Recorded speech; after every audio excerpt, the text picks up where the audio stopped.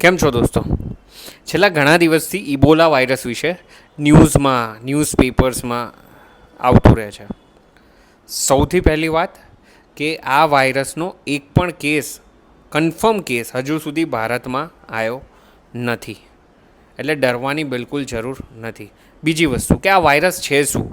આ વાયરસ પ્રાણીમાંથી, જેમ કે જંગલી ચામાચીડીઓ, શાહુડી, ગોરિલા, ચિમ્પાન્ઝી, એ બધા પ્રાણીમાંથી મનુષ્યમાં કોઈ પણ રીતે પ્રવેશી શકે છે. અને એકવાર આ મનુષ્યના શરીરમાં આવે છે આ વાયરસ, પછી એ બીજામાં કઈ રીતે સ્પ્રેડ થાય છે એ મહત્ત્વનું છે.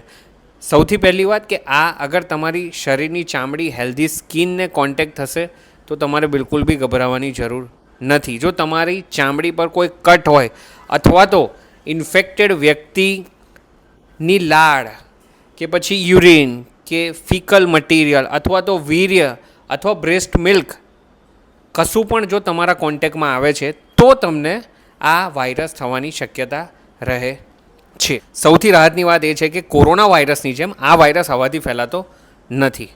એટલે આપણે લોકોએ હજુ તો જસ્ટ ઇબોલા વિશે વાત ચાલુ થઈ છે, એટલા માટે આ વિડીયો બનાવું છું કે સૌપ્રથમ બધા જાણી જાય કે ગભરાવાની જરૂર નથી. આપણે ખાલી સાવચેતી રાખવાની જરૂર છે, બસ. આ વિડીયો મેક્સિમમ શેર કરજો જેથી લોકો પેનિકમાં નહીં આવે. Thank you.